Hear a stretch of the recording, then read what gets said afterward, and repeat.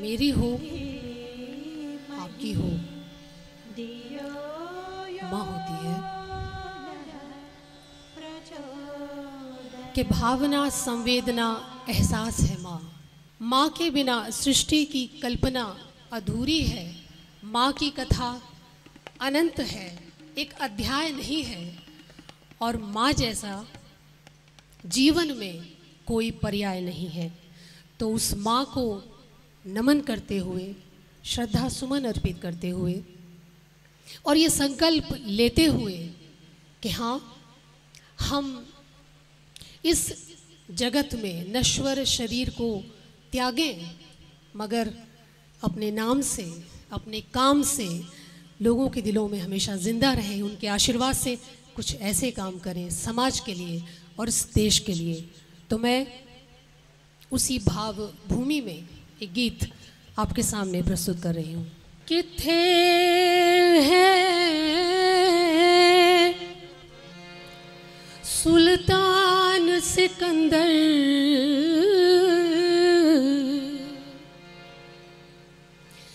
किथे है सुल्तान सिकंदर, मौत न छटे पीर पैगंबर, सबने छड़ छड़ गए अडंबर, कोई एथे पाएदार नहीं, राम नाम बिन कोई नहीं, राम नाम बिन कोई नहीं, एथे ओथे दोहरी साईं, संभल संभल कर कदम टिकाई, फिर आवण दूजी बार नहीं। मिट्टी दिए मूरते ना मिट्टी उते मान कर,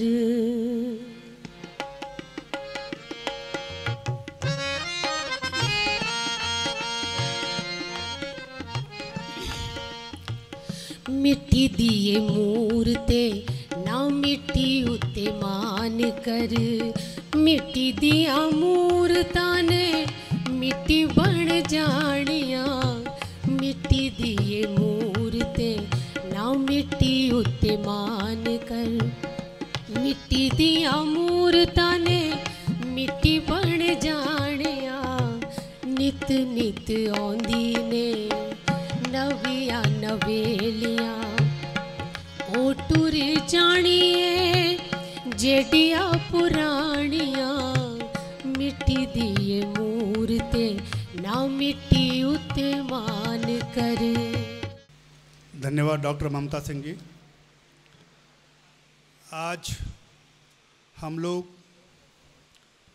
माता जी का, स्वर्गीय माता जी का, जिनका पुण्य स्मरण करने के लिए, जो स्मृति शेष हैं उनका पुण्य स्मरण करने के लिए आज हम लोग यहाँ पर एकत्रित हुए हैं। मैं अब आग्रह करूँगा परम पूज्य डॉक्टर प्रणब पंड्या जी, जो गायत्री परिवार के अंतर्राष्ट्रीय प्रमुख हैं। माता जी का शांति कुंज से बहुत निकट का संबंध रहा। माता जी स्वयं बहुत पवित्र विचारों की थी और ऐसी चीज़ों को प्रोत्साहित करती थी जिनमें आडंबर न हो, सादगी हो, सरलता हो और एक प्रकार का नैतिक वातावरण जहाँ पर मिलता हो, ऐसी चीज़ों का वे बहुत आदर करती थी। मैं आग्रह करूँगा। ओम भूर्भुवः स्वः तत्सवितुर्वरेण्यं भर्गो देवस्य धीमहि धियो यो नः प्रचोदयात्। हमारी गुरु सत्ता पंडित श्री राम शर्मा आचार्य जी, परमवंदनीय माता जी की सूक्ष्म उपस्थिति में मंच पर विराजमान हमारे सम्माननीय, हमारे प्रांत के अभिभावक, संरक्षक, हमारे महामहिम राज्यपाल महोदय, जिनका मुझे सतत सानिध्य और संरक्षण, आशीर्वाद मिलता रहा है। मैं भोपाल से उनसे परिचित हूँ, वे मुझे जानते हैं, मैं उनको जानता हूँ, बहुत आत्मीयता रखते हैं। यहाँ उपस्थित हमारे राज्यसभा सांसद तरुण विजय जी, हमारे विभिन्न वर्गों से पधारे हुए सभी देवतुल्य भाइयों, देवी स्वरूपा बहनों, शक्ति स्वरूपा माताओं, देहरादून नगर के हमारे गणमान्य नागरिकों, भाइयों बहनों, गीता में एक श्लोक आता है, मनुष्यानाम सहस्त्रेषु कश्चित यतति सिद्धये, मनुष्यानाम सहस्त्रेषु कश्चित यतति सिद्धये, यतताम अभि सिद्धानाम कश्चिन माम वेत्ति तत्वतः। संस्कृत बहुत मुश्किल भाषा नहीं है, मैं हिंदी में समझा देता हूँ। हजारों लाखों व्यक्तियों में कुछ हजार व्यक्ति ऐसे होते हैं जो मुझे पाने की कोशिश करते हैं, और उनमें से भी कुछ उंगली पे गिने चुने योग्य होते हैं जो मुझ तक पहुँचने का प्रयास करते हैं। इसके लिए चाहिए निष्कपट जीवन, संतुलित जीवन, प्यार भरा जीवन, सद्भावना भरा जीवन, संवेदनशील जीवन, और विभिन्न प्रकार के जितने भी हमारे कषाय कल्मश हैं उनसे मुक्त चित्त। हमारा जो सबकॉन्शियस माइंड है, चित्त, ये ट्रेवल करता है, यात्रा करता है। अभी जहाँ कहीं भी माता जी होंगी, अम्मा जी होंगी, वहाँ हमारी इस बात को सुन रही होंगी। आज सर्वपितृ मोक्ष अमावस्या है, बड़ा पावन दिन है, और इस पावन दिन के दिन उनकी मुक्ति की प्रार्थना करते हुए हम लोग यही कह सकते हैं कि ऐसी माँ सबको मिले। मुझसे उन्हें विशेष प्रेम था। वे बिना बताए, बिना किसी प्रकार की फॉर्मेलिटी के, हमारे शांति कुंज के रिसेप्शन के सभी लोग उन्हें जानते थे कि तरुण जी की माँ है, और वो आती थीं और आकर के ठहर जाती थीं। कहीं कोई विशेष आवास की व्यवस्था नहीं, कोई मांग नहीं, कुछ नहीं। वो आती थीं और 6-7 दिन रहती थी हमारे यहाँ, कई बार 1-1 महीने भी रह गई। हम तरुण जी को फ़ोन करके बताते थे कि तरुण जी, माता जी यहीं पर हैं, आप चिंता मत करिएगा। बोले जब तक शांति कुंज है, जब तक शांति कुंज का संरक्षण है, और जब तक माता जी के मन में उनके आपके प्रति प्यार है और आत्मीयता है, तब तक हमें किसी प्रकार की कोई चिंता नहीं है। माता जी पिछले विगत 30 वर्षों से निरंतर आती रहीं। हमारे पास आती थी ऊपर मिलने, कुर्सी लगाई, कभी कुर्सी पे नहीं बैठी, नीचे बैठकर बात करती रहीं, बहुत ही विनम्रतापूर्वक। मैं समझता हूँ कि ऐसा प्यार, ऐसी आत्मीयता केवल एक सच्ची माँ ही दे सकती है। माँ इस संसार की सबसे बड़ी विभूति है। मैं भगवान से भी ज़्यादा बढ़ के माँ को मानता हूँ। मैं समझता हूँ कि माँ मातृ देवो भव, पितृ देवो भव, आचार्य देवो भव। इसमें सबसे पहले मातृ देवो भव क्यों लिखा उन्होंने? क्योंकि माँ को ही उन्होंने सबसे ज़्यादा पूजनीय, सबसे ज़्यादा वरेण्य, सबसे ज़्यादा श्रेष्ठ और सबसे ज़्यादा बड़ा माना है। माँ 9 महीने तक दर्द सहन करती है। 9 महीने तक गर्भ में बालक पलता रहता है, अपना खून सींचती है, उसको अपने रक्त से बच्चे को पालती है, और अपने मांस मज्जा के साथ साथ अपने संस्कार भी देती है माँ। बच्चे को जो सोच उसकी विकसित होती है, वो 9 महीने माँ जो सोचती है वो विकसित होती है। इस प्रकार से माँ की भूमिका कितनी बड़ी है किसी बालक के निर्माण में, किसी बालिका के निर्माण में, ये सोचा जा सकता है। मैं अपनी माँ को याद करता हूँ। मेरी माँ बहुत सरल से व्यवहार की थी, सादा सा नेचर था उनका। एक डिस्ट्रिक्ट जज की पत्नी थी, पर उनके मन में कभी अहंकार की भावना नहीं। लगभग 85 से 2009 तक हमारे बीच में रहीं। 2009 में अचानक उनको हार्ट अटैक हुआ और वो हमारे बीच से चली गई। जो तरुण जी को जो आज दुख की अनुभूति हो रही है अम्मा जी के जाने के बाद, वही अनुभूति मुझे भी हुई। पर मैंने ये सोचा कि कम से कम उनके सपने को साकार करने के लिए, उनके आदर्शों को पूरा करने के लिए जो कुछ भी मेरे द्वारा हो सकता था वो मैंने करने का प्रयास किया। यही सबसे बड़ी श्रद्धांजलि है। मेरी माँ चली गई, मेरे पिताजी अकेले पड़ गए। आज वो 93 इयर्स के हैं, और 93 इयर्स की एज में भी बराबर वो स्मरण करते हैं, और हम सब लोगों का प्यार उनको मिलता रहता है। पर पिता के से ज़्यादा मैं समझता हूँ कि माँ का प्यार है, जो माँ का स्नेह है, माँ का अभिसिंचन है जो सतत होता रहता है बच्चे में, जो मैं मेडिकल पॉइंट ऑफ व्यू से कहना चाहता हूँ डॉक्टर होने के नाते, कि जो मैंने पाया है, एक सबसे बड़ा तथ्य माननीय राज्यपाल महोदय को बताना चाहता हूँ कि जब बच्चा रोता है तो बच्चा जो है उसको माँ छाती से लगा लेती है, छाती से लगाते हुए अचानक चुप हो जाता है। इसका तथ्य जानने की कोशिश की मैंने अपने मेडिकल कॉलेज के दिनों में, तो मैंने बहुत ग्रंथ पढ़े, साहित्य पढ़े, तो मुझे ये पता चला कि बच्चे की हृदय की धड़कन और माँ के हृदय की धड़कन एक ही रिदम में चलती है। जैसे अभी ममता जी गा रही थी तो गाने के साथ साथ हम लोग के हाथ थिरक रहे थे उनके संगीत के साथ। इसी तरह से माँ के हृदय के साथ बच्चे की थिरकन साथ साथ चलती है।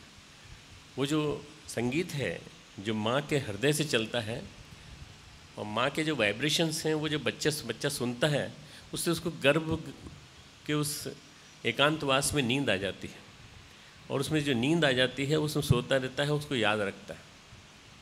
वो जो याद रखता है वो स्मृति में इतनी ज़्यादा गहराई में बैठ जाता है कि बच्चा जब बाहर आता है तो कभी भी 2-3 साल तक, उसके बाद तो फिर संसार हावी हो जाता है। बाहर संसार है, अंदर भगवान है, अंदर अध्यात्म है, सांसारिक चीज़ें हावी हो जाती हैं। वो 2-3 साल तक ऐसी स्थिति बनी रहती है कि माँ उसको अगर छाती से लगा ले तो बच्चा सोचता है यही वो ध्वनि है, दिव्य ध्वनि है जो मुझे सुलाती थी, जो मुझे कोख में सुलाती थी, गर्भ में सुलाती थी। मैं इसी की तो तलाश कर रहा था, इसी के लिए अभाव में तो मैं रो रहा था, इसी के लिए तो मैं क्राई कर रहा था, बस सो जाता।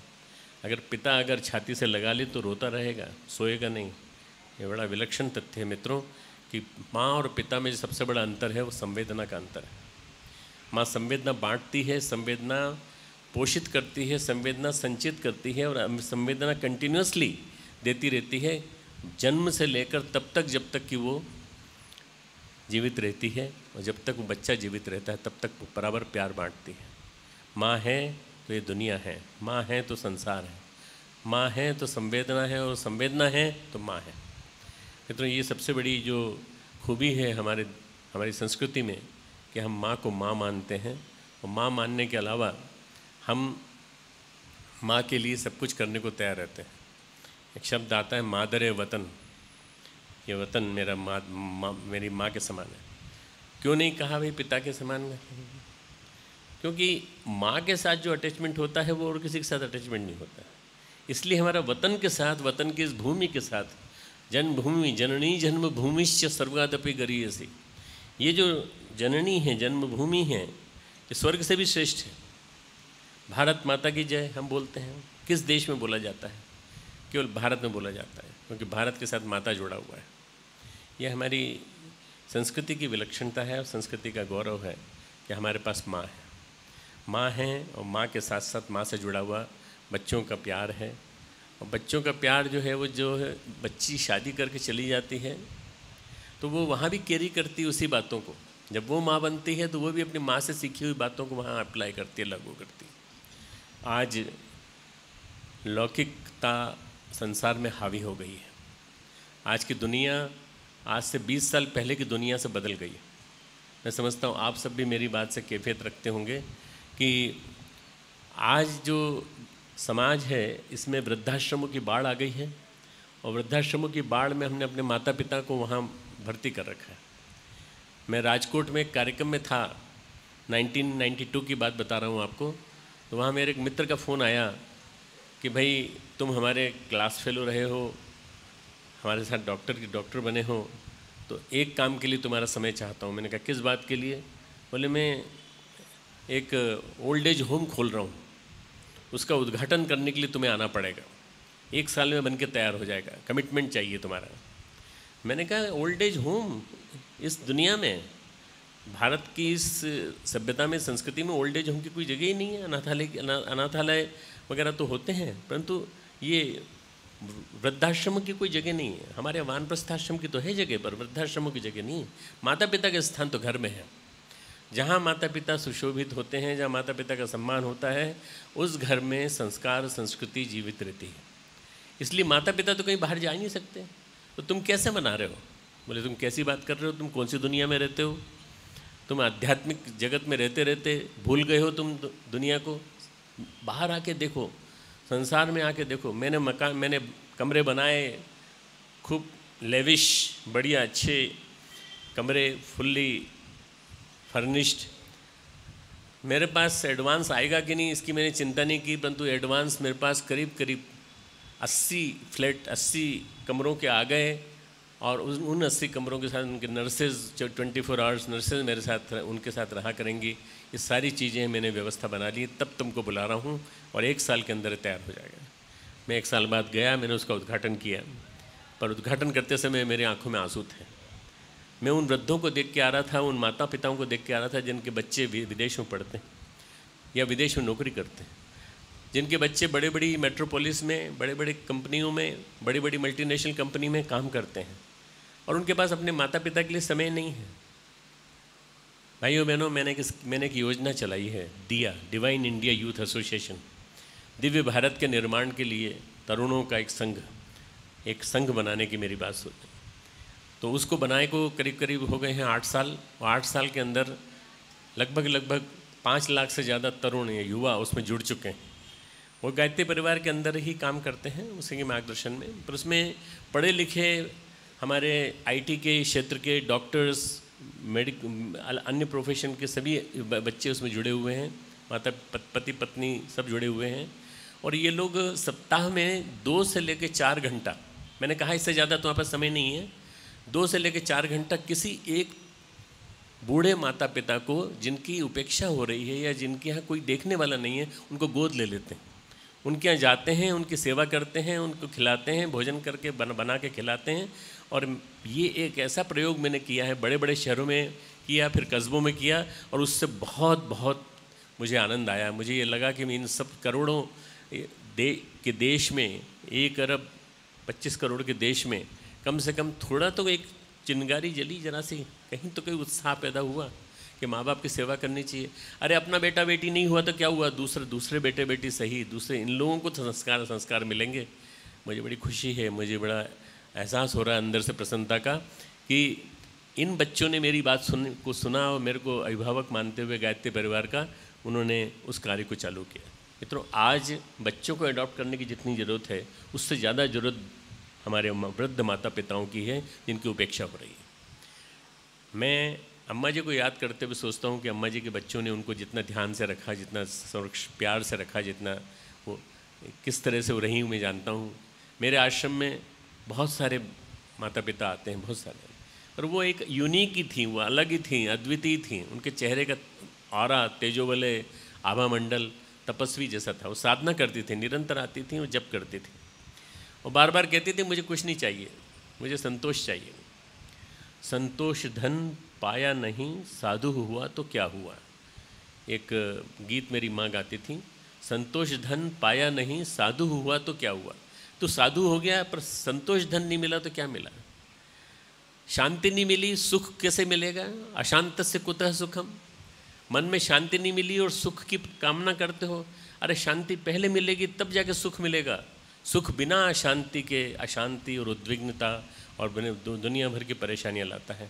आज जो परिस्थितियां हो गई हैं, आज इन परिस्थितियों में, इस बहुराष्ट्रीयकरण के युग में, वैश्वीकरण के युग में बहुत ज़्यादा ज़रूरत है हमें मातृत्व के प्रति, हमें संवेदना जगाने के लिए लोगों के बीच में माहौल बनाना पड़ेगा। और मैं सोचता हूँ ऐसे कार्यक्रम जिसमें कि हम अम्मा जी को याद करते हैं, और अम्मा जी को याद करके अम्मा जी के प्रति श्रद्धांजलि व्यक्त करके उनके माध्यम से, अम्मा जी की सूक्ष्म सत्ता के माध्यम से, उनके कारण सत्ता के माध्यम से हम एक संदेश देने की कोशिश कर रहे हैं कि हमें अपनी माँ का सम्मान करना चाहिए, हमें अपनी माँ को प्यार करना चाहिए, हमें अपनी दादी को प्यार करना चाहिए, हमें अपनी नानी को प्यार करना चाहिए, हमें हर नारी शक्ति को प्यार करना चाहिए, क्योंकि नारी देती है। नारी शक्ति, महिला शक्ति, सृजन शक्ति एक प्रकार से आप समझिए धरती माता है, धरती को माता बोलते हैं। पृथ्वी में हम हल चलाते हैं, कुदाल चलाते हैं और उसका छाती चीर देते हैं, इसके बावजूद भी वो देती है। एक बीज देते हैं तो 1000 गुना 10,000 गुना बीज करके दे देती है। इसीलिए सहन शक्ति की प्रतीक है माँ, सहन शक्ति की प्रतीक, सहनशीलता, जीवन भर सहनशीलता। न पति की डांट सुनती है, बच्चे की कभी लताड़ सुनती है, बच्चे की कभी डांट सुनती है, और मलमूत्र साफ करती है शुरू से लेके जब बच्चा बड़ा होता है तब तक। इसके बावजूद भी वो कुछ कहती नहीं, कुछ भी अपने मन में नहीं बात लाती। मित्रों, आज नारी शक्ति का जो अपमान हो रहा है, अवमानना हो रही है, विशेष रूप से हम कन्या की जो भ्रूण में हत्या कर रहे हैं, एक प्रकरण। दूसरा प्रकरण, हम कन्याओं के साथ, बालिकाओं के साथ, हम वयस्क महिलाओं के साथ जो दुराचार करके उसका जो अपमान कर रहे हैं, वो पाप कभी मिटेगा नहीं। वो पाप न जाने कितनी योनियों में हमें ले जाएगा, न जाने कहाँ ले जाएगा, और इसी जन्म में हो सकता है कि आपको दंड भुगतना पड़े। इसलिए इसके प्रति, मातृत्व के प्रति, नारी शक्ति के प्रति संवेदना जगाने की सबसे ज़्यादा ज़रूरत है। मैं आज के इस पावन दिन, इस तिथि के दिन भावना व्यक्त करता हूँ कि सभी परिजनों को, अम्मा जी के तीनों पुत्रों को, जो भी विशेष रूप से हमारे तरुण जी को जो खड़ा किया है, मेरे ख्याल से वो माँ की वो वाली शक्ति जिसको दुर्गा भाभी वाली शक्ति मैं कह सकता हूँ। दुर्गा भाभी वो थी जिन्होंने कि खड़ा किया था महाभगवीर भगत सिंह को। दुर्गा भाभी वो थी जिन्होंने चंद्रशेखर और विभिन्न क्रांतिकारियों को खड़ा किया था, राम प्रसाद बिस्मिल जैसे और अन्य अनेकों, न जाने कितने, अशफाकुल्ला खां, ये सारे के सारे व्यक्ति दुर्गा भाभी के द्वारा पोषित थे, सिंचित थे। यशपाल जी की पत्नी दुर्गा भाभी ने जो काम किया होगा, मेरे ख्याल से हमारे भाई थोड़ी देर पहले एक संस्मरण सुना रहे थे कि हमसे पूछा तुमने कुछ खाया कि नहीं, और नहीं खाया तो तुरंत अंदर से खिचड़ी बना के लाई। मेरे ख्याल से अम्मा जी ने भी हमारे विभिन्न कार्यकर्ताओं को इसी प्रकार से पोषित किया होगा, सिंचित किया होगा। और हमारे तरुण जी का मनोबल बढ़ा करके, तरुण जी को ऊंचा उठा करके उन्होंने जिस स्थान पर पहुंचाया है, मैं भावना करता हूं, कल्पना करता हूं कभी कि एक ऐसा लेखक, एक ऐसा कालजयी लेखक जिसने कि पांचजन्य को खड़ा किया, पांचजन्य के माध्यम से उन्होंने न जाने कितने बहुमूल्य लेखन किया, इतना ज़्यादा महत्वपूर्ण लेखन कि जिसको मैं आज ब्लॉग में पढ़ता हूँ।